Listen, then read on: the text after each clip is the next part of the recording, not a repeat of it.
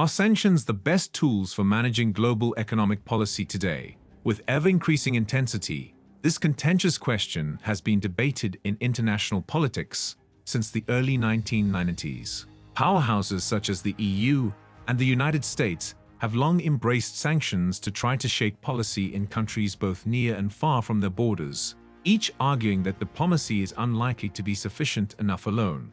However, with an uncertain geopolitical climate, making it harder than ever before for nations to predict or control the outcomes of disputes and negotiations, implementing effective economic sanctions increasingly looks like a much more attractive option, one which carries potentially immense rewards should it work out successfully.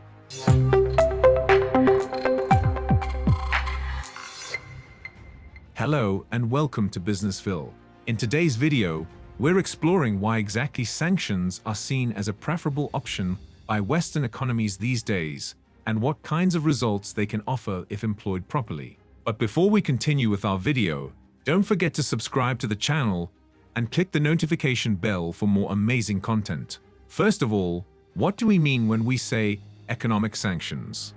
Economic sanctions are penalties that are put on a country, its leaders, or its citizens, either as a punishment or to try to stop the targeted policies and actions. Sanctions can include everything from trade embargoes and asset seizures to bans on travel and limits on exports. By definition, these sanctions apply to parties not readily subject to law enforcement by the sanctioning jurisdiction.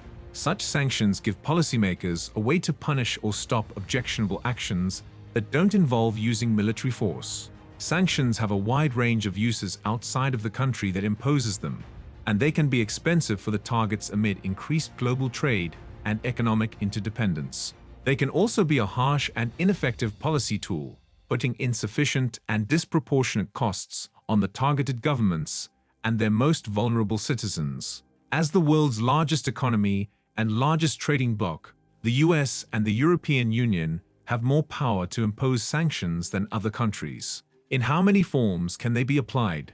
Economic sanctions can be put in place by one country on its own or by a group of countries or an international organization working together. Embargoes are one way that sanctions can be put in place. A trade embargo is a broad ban on trading with a country. However, humanitarian concerns can sometimes allow food and medicine to be sent to the country. US trade embargoes have been in place for a long time against Cuba, Iran, and North Korea. Export controls come next. Certain goods, services, and intellectual property can't be sent to certain countries because of export restrictions. They often limit the sales of weapons, technology that can be used for military purposes, or, as is the case with Russia right now, technologies and equipment for oil drilling. Capital controls are used to limit investment in certain countries or industries, or to keep a country's issuers from getting access to international capital markets. The list of sanctions also includes trade restrictions. As part of trade sanctions, imports from certain countries, regions, or industries can be controlled. Countries can also put asset freezes or seizes as sanctions. Assets in countries that have been sanctioned can be seized or frozen, which stops them from being sold or taken out of the country. And lastly, there are restrictions on travel. Sanctioning jurisdictions may not let officials, private citizens, or members of their immediate families access to travel.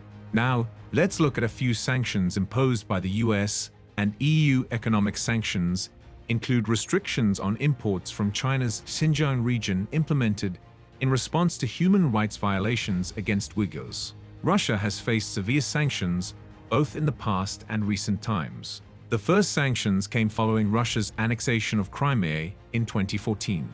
The United States and the European Union placed sanctions on Russian politicians, industries, and companies, and again in 2022, when Russia started a full-scale invasion of Ukraine. As far as the effectiveness of economic sanctions is concerned, on the one hand, we have sanctions against apartheid-era South Africa, which were often credited as contributing to the peaceful transition to majority rule there.